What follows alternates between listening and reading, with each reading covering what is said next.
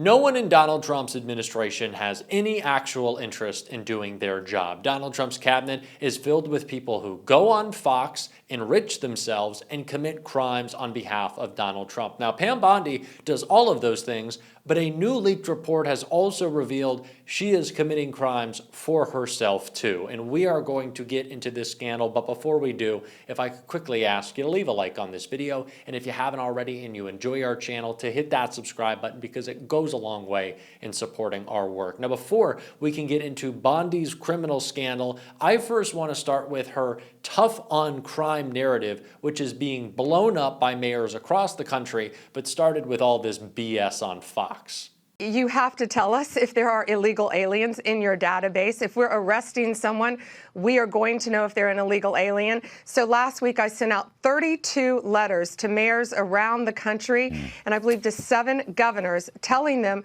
you better comply or you're next. If they don't comply with this, Larry, we're going to work with our other agencies to cut off their federal funding.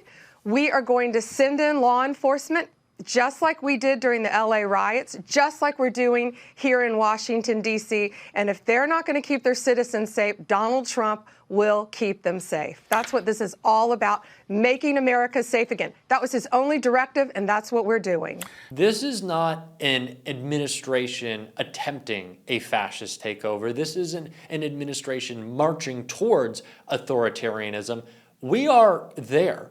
Last night, a Texas lawmaker spent the night sleeping in the chamber because law enforcement officials wouldn't let her go without signing away her rights. They're locking up Democrats. They're threatening to jail mayors and governors. Pam Bondi isn't cracking down on crime. Pam Bondi is putting on political theater for Donald Trump to watch with his nightly Big Mac as he falls apart mentally. That's what's happening right now. And it is why we see mayors hitting back. And I want to take a look at what Mayor Wu had to say before we get into Bondi's actual crimes. We're here again today because last week, Boston received a letter from the Attorney General of the United States on official letterhead from the federal government threatening to prosecute city officials and withhold federal funds unless we cooperate with carrying out mass deportations.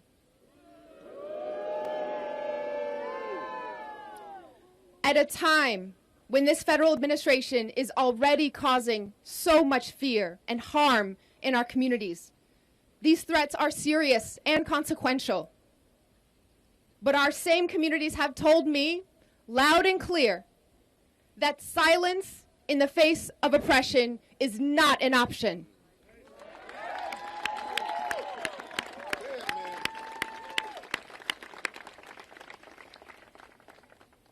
The U.S. Attorney General asked for a response by today.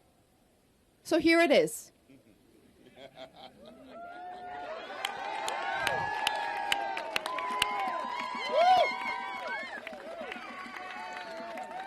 Here is our response. Stop attacking our cities to hide your administration's failures.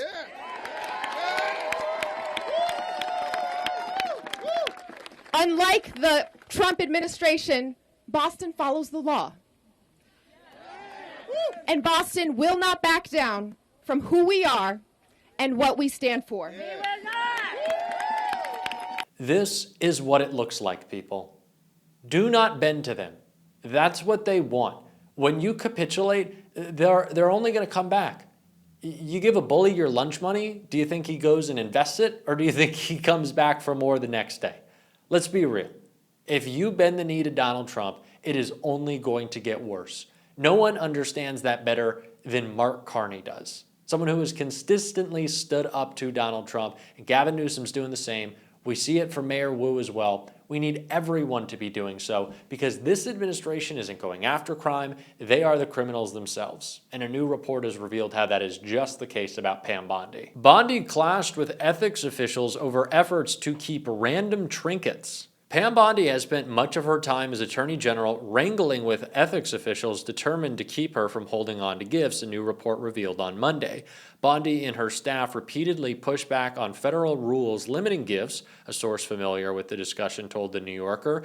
Among the items at issue, a FIFA soccer ball that Trump himself lobbed her way after a meeting, and a box of cigars from mixed martial arts star Conor McGregor, who recently lost his appeal in a civil case where he was found liable for assault. Every new administration needs time to adjust to ethics rules that might seem trivial, the source said. What wasn't normal was the amount of pushback that we got. A Department of Justice spokesperson told the Daily Beast when the AG receives an item, DOJ staff consults with ethics officials as required and fully complies with their guidance. This isn't newsworthy or controversial. But that's not the case. In July, right as the Jeffrey Epstein scandal dominated headlines, Bondi made clear she wanted a seat in the presidential box at the FIFA Club World Cup Finals. Ethics officials warned that accepting the perk could violate federal gift restrictions. Bondi's staff argued she might need to be there to brief Trump on security matters, sure. She was told she could enter the box, but to answer the president's questions. That was it. Bondi and her husband nonetheless joined Trump in the VIP section where he gave her his trademark thumbs up. A department official later said Bondi did not resist the ethics guidelines and insisted the couple didn't remain for the entire game, even though that's not true. The back and forth over freebies became a recurring theme, with staffers and ethics officers locked in a tug-of-war between the letter of the rules and Bondi's interpretation of them, the source suggested. Trump, meanwhile, took anything he could get, even the original Club World Cup trophy, along with a medal and a place on the stage as visitors, Chelsea Football Club, celebrated their win. No surprise that Pam Bondi is violating federal ethics laws. She's not complying. She's not listening. She doesn't care. This is a petty personal politics that MAGA is constantly involved in. Pam Bondi isn't disputing the letter of the law. Pam Bondi is just doing whatever Pam Bondi wants because Pam Bondi cares about Pam Bondi. It's the reason we saw so much insider trading happening in this administration, and so it should come as no shock to us that they run a little fast and loose, which is putting it pretty nicely with the rules around the gifts that they're accepting. Like, are you serious? We didn't expect Pam Bondi to break these laws when Donald Trump is taking a Qatari jet? Of course, they're not going to care about ethics laws, but it just goes to show not only the character that they lack, but what they're focused on. These are the disputes that Pam Bondi's office is in while they ignore all of the victims of Jeffrey Epstein's crimes alongside Donald Trump as they cover them up.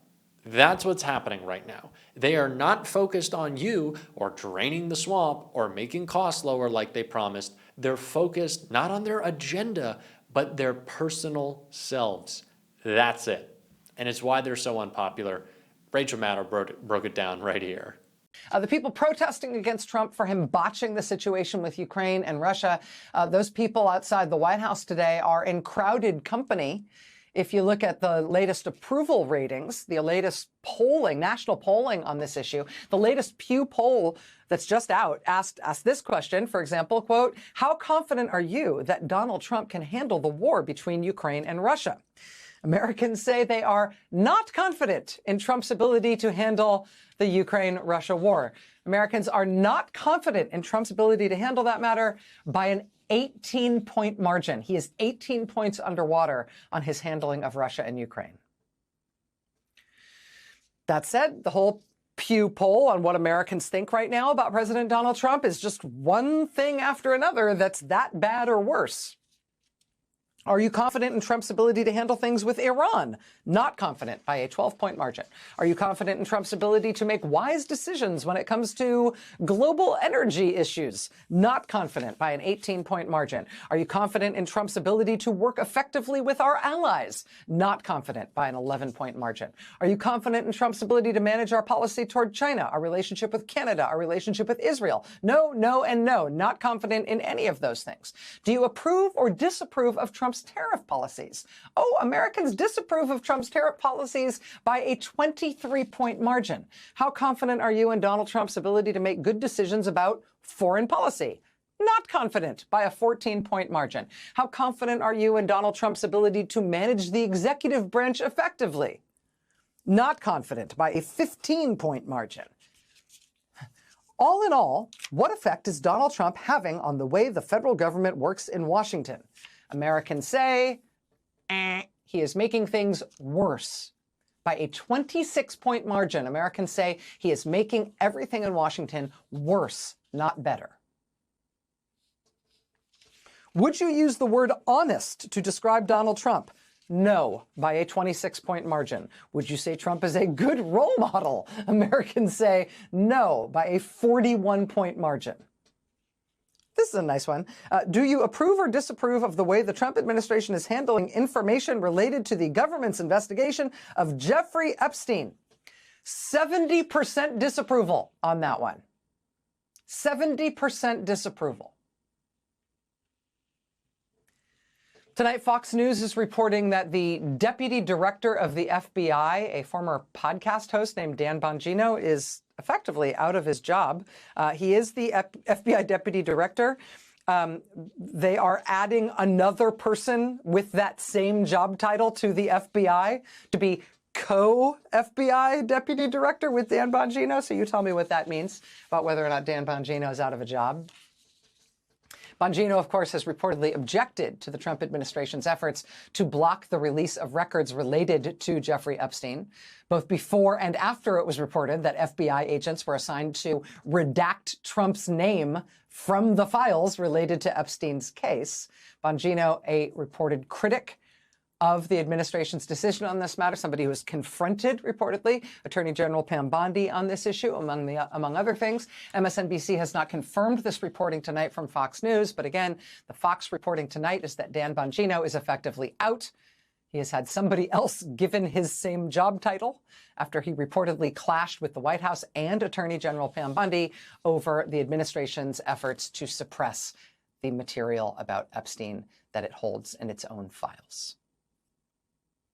Tomorrow is the deadline by which Pam Bondi's Justice Department is supposed to hand over Epstein-related materials to House Republicans on the Oversight Committee. The Republican chair of that committee says the DOJ will not meet that deadline tomorrow, but they will start handing some stuff over later, soon. Okay, we'll see. But you know, with 70% of the country disapproving of Trump's handling of the Epstein matter. Talk about unsurprising.